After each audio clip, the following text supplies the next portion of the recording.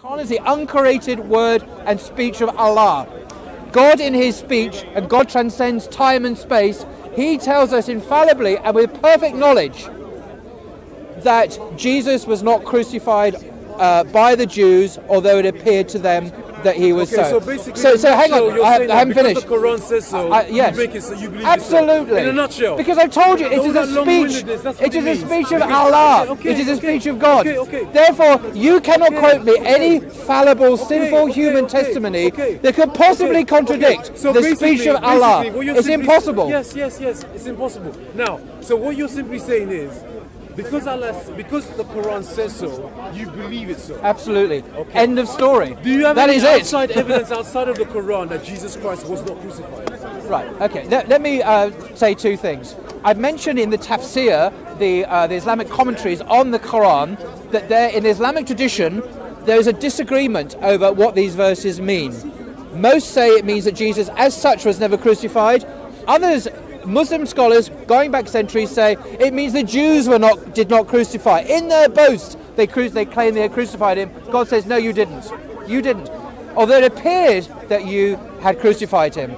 Now, historians dealing with probability rather than certainty record the appearance that Allah mentions that he had been crucified. Of course, then, the historical record, imperfect as it is, would record the appearance of his claim to be crucified. Okay. But we know from the speech of Allah, the uncreated truth from God, we know infallibly what really happened.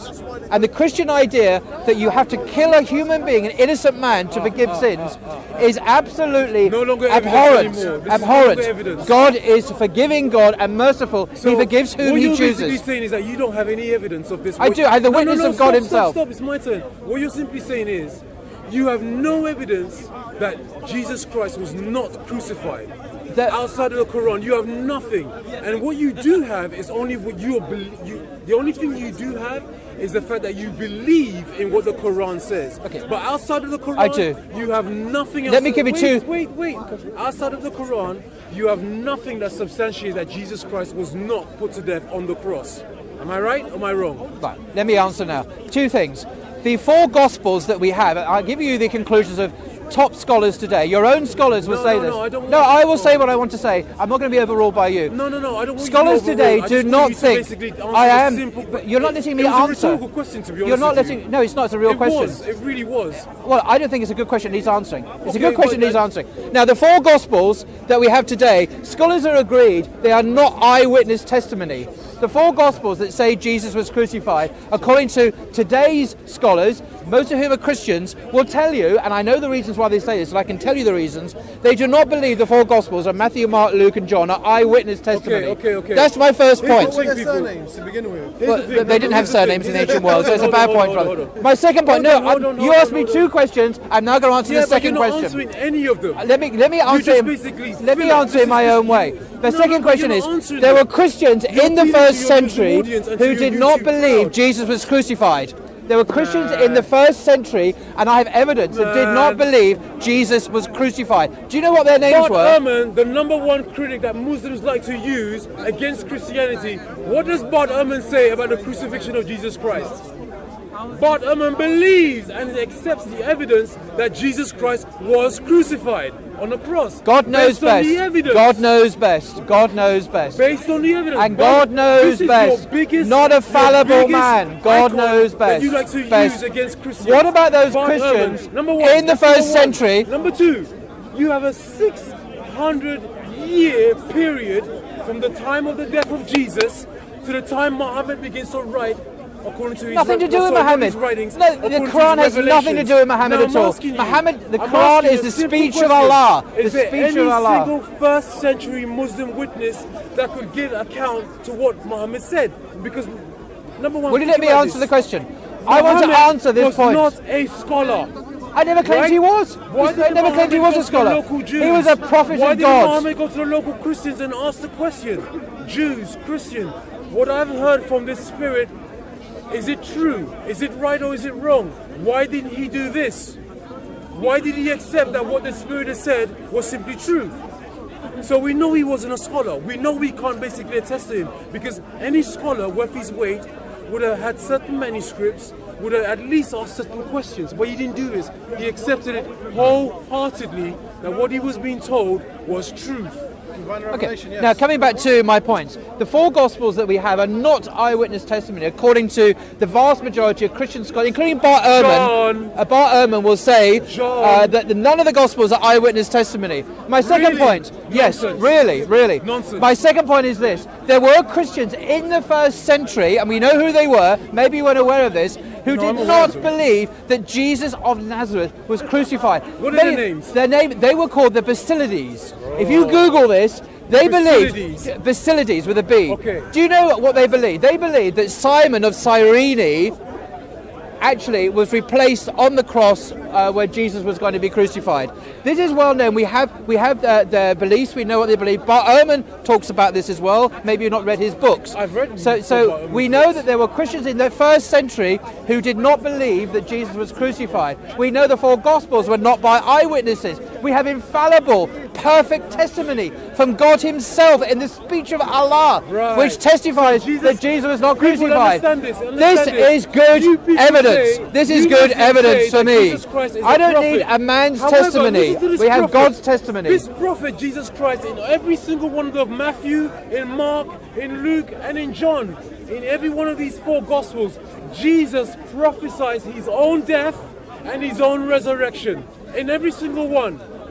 600 years later, you have Muhammad who comes along and says, no, Jesus actually never was crucified. So which makes me say, wait a second, why is Muhammad contradicting Jesus? Why is Muhammad contradicting another prophet who prophesied about his own death and his own resurrection? The floor is yours. The angel Gabriel, as we know, appeared to Muhammad on a number of occasions and said, Iqra, read.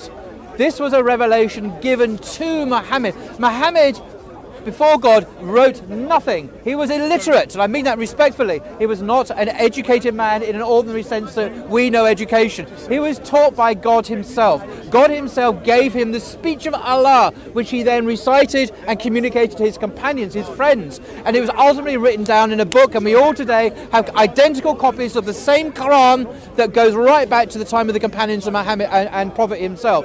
About that, there is no dispute. All scholars now, including Bart Ehrman, do not think we have any eyewitness testimony to the life of Jesus. All of the four Gospels, Matthew, Mark, Luke and John, were written decades, a generation or so after the life of Jesus. These are facts, my friend. You're in denial about the facts, clearly. You're in denial. If you read Bart Ehrman, you will read all about this. Oh, you don't read? But he's a teacher. You should listen to him. You should listen to what he says. Jesus prophesies His own death, His own resurrection in each and every one of the Gospels. Right. Muhammad 600 years later denies that prophecy. You've got to think about Muhammad, haven't you? Muhammad didn't write the Quran. Hold on, Muhammad has nothing to do with the content of the Quran. Before you pivot, right, because you want to do, I just simply want to know what your response is. Hold on to what? Hold on to him and let him speak. Okay, I am letting him speak. I'm just simply wanting to know where do you come from? Why is it that Muhammad contradicted what Jesus said? Remember, Jesus did not say, oh, well, I think, well, it might happen. No, He prophesied about His own death and about His own resurrection in each and every one of the four Gospels. So I'm simply asking you, if you say that this was only appeared to them so, Jesus is actually prophesying this is what's going to happen. Right. Okay, let me respond to Then you have Muhammad. 600. The reason why I go back to Muhammad is because Muhammad is the one who gave the revelation in Surah chapter 4 that no, it appeared to them so that Jesus Christ was not crucified. Verily, verily, I say, He was never crucified. So I'm asking you, why did Muhammad contradict Jesus? Number one.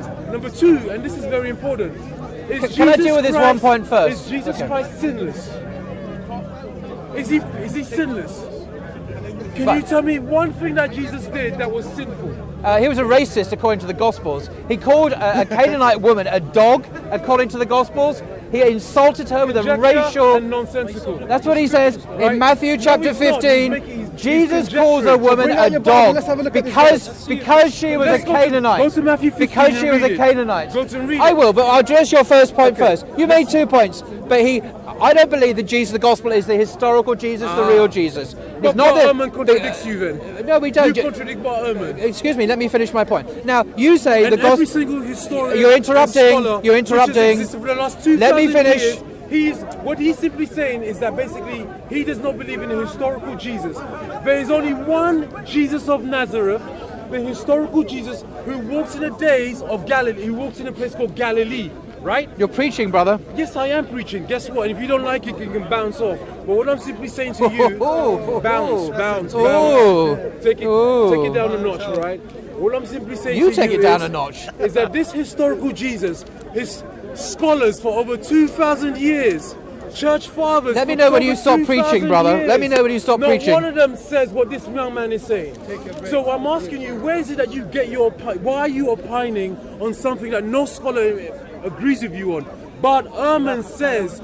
Bart Ehrman, your favourite. It's not my favourite, actually. This is your myth. This is your myth. Was crucified. I've already addressed by this. all the evidence. Right. So let's hear what you have to say. Right, again. well, you're going back over the old ground. I've already addressed that If you say that last so. point. Yes, If I you do say say so. so. I've addressed the If fact. you say so. Now, let me address the point about the four. I've already said, I repeat it because you're not getting my point. I'm getting it. I'm just according applying to your point. according to Bart Ehrman and virtually all scholars in the West, none of the four Gospels is eyewitness testimony. What they are is they are written many decades by unknown people who did not know Jesus. This is what Bart Ehrman and virtually all scholars outside of fundamentalist seminaries in America, that's what they teach at Oxford, Right. Cambridge, Yale, Harvard, all the major universities. I've read many of their works. That's what they all say. There is Really? a consensus about Really? this. Give me Now, the name of some of them who say this.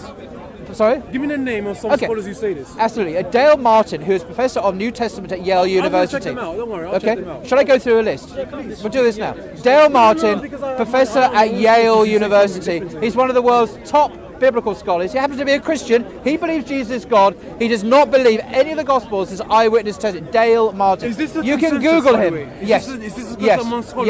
Yes. That is a lie from hell. No, it's the truth. That's a lie from Would you like me hell. to mention other the names? The consensus of scholars is not that the Gospels were written decades as It is. It is. That's a lie. It is. It's a fact. Let's come back to your. I invite let's come you. back to your prophecy. No, let me come back Let's come back to the contradiction. Will you let me of speak? Muhammad. You're directing what I should say.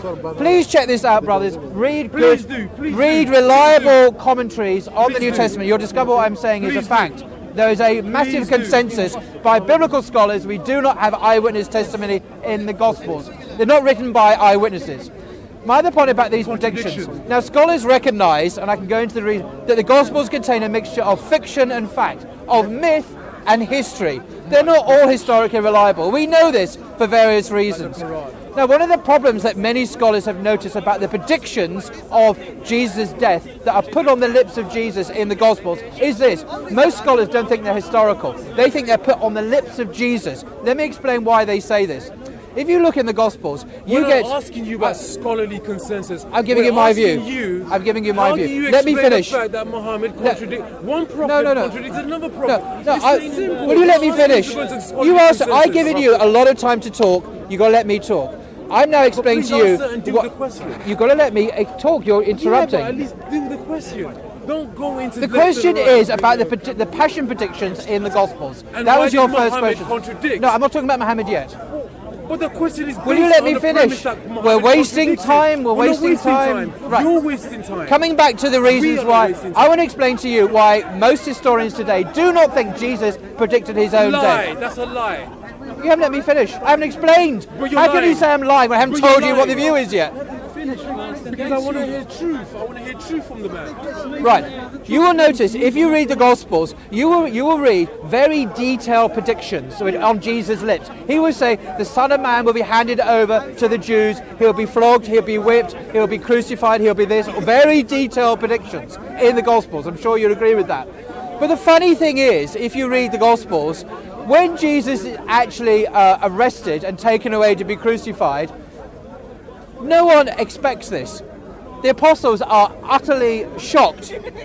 And when, on the third day, after Jesus' alleged crucifixion, people come to Peter and others, and Jesus, and reportedly that the tomb is empty. The empty tomb is reported to Mary and the others. And how does Peter, the chief of the apostles, respond? He says to the woman, do not talk nonsense. That's the literal translation of the Greek word. Do not talk rubbish. He was not expecting this. None of them were. Now, how do we explain this contradiction? And historians think that the words of prophecy that put on Jesus' lips were actually invented. And in fact, historically, Jesus never had these things. Which scholar believes that the words of Jesus Dale were Martin, invented? Jimmy Dunn, Graham Stanton. I'm naming them. I'm naming the scholars. Look them up. Look them up. I've asked you. Right. Listen. Now, your second point about Muhammad. I haven't finished yet. About Muhammad. I will repeat myself because you've not grasped my view and the Muslims' view here. The Quran. Allah, that was your witness. That Allah is your witness. The Quran is not written by Muhammad. Muhammad had absolutely zero input to the contents of the Quran at all. Yeah, you are right about he said that he had received revelation from God. So it doesn't matter what Muhammad thought about Jesus or not, it's what God thought. God says in the fourth surah that it appeared to the Jews that they had crucified him. 600 years after the event happened. No, but you see, God is outside of time. Let me ask you all a No, I haven't question. finished. I haven't finished. No. Okay, please. What you've got to understand is, in our understanding of God, maybe it's different from yours, we believe that God is not a being within our universe, who lives within time. God created the universe. He lives outside of time. He knows from the beginning of the universe to the end of the universe everything that's going to happen from our point of view in the future, everything that has happened from our view in the past. He knows everything. So when he tells mankind in his final testament to mankind, Jesus was not crucified by the Jews, it doesn't matter if it's 600 years or 6,000 years or 6 million years, because God is outside of time. How does so God you've got to grasp. history? He's not. Listen, you see, everybody, let me ask you something. Yeah, let me ask you. No, I haven't finished. Oh, I haven't finished. Still haven't finished. Now, Oh this my gentleman God. asked, Jesus was a sinless man, he claims. Now, I happen to agree. According to the Quran, Jesus was sinless. But he was not sinless in the Bible. According to the Bible, and I read this, Jesus used a racist word, like the N-word today, to describe a Gentile woman. I will read it out to you now. Then, this is Matthew chapter 15. I'm going to read the passage out to you now. Jesus left that place and went away to the district of Tyre and Sidon. Just then a Canaanite woman, that's a Gentile woman, that came from that region and started shouting, "Have mercy on me, son of David. My daughter is tormented by a demon." But Jesus did not answer her at all. And his disciples came and urged him, saying, "Send her away, for she keeps on shouting after us." And he said to her, "I was sent only to the lost sheep of the house of Israel." Then she knelt before him and said, "Lord, help me." He answered, "It is not fair to take the children's food and throw it to the dogs." To the dogs. This is the Gentile women, the dogs. She said, "But yes, even the dogs eat the crumbs that fall from their master's table." Then Jesus said, "How great is your faith? Let it be done for you as you wish." And her daughter was healed instantly. Now Jesus relented in the end, but notice he wouldn't go anywhere near her. He's not sent for her. He's only sent for the children of the lost sheep of Israel. Exactly what the Quran says. But according to Matthew 15, he calls her a dog. And I'm sorry, a dog, it's like for Muslims today, dogs are not clean animals. These are unclean scavengers. And for a man to call someone a dog today and then is an insult. So according to the Gospel of Matthew, Jesus sinned. Now, I don't believe this is true. This is not the Injil given to Jesus. I don't believe this is true, but it's what the text says. So when this man says, "Was Jesus sinless?" I said, "I believe so, but your own Bible refutes that belief for you. Your own Bible says Jesus committed a sin by being racist to a non-Jew." So where is my friend? He's run away because he knows what's in this book, and that's why he's run away.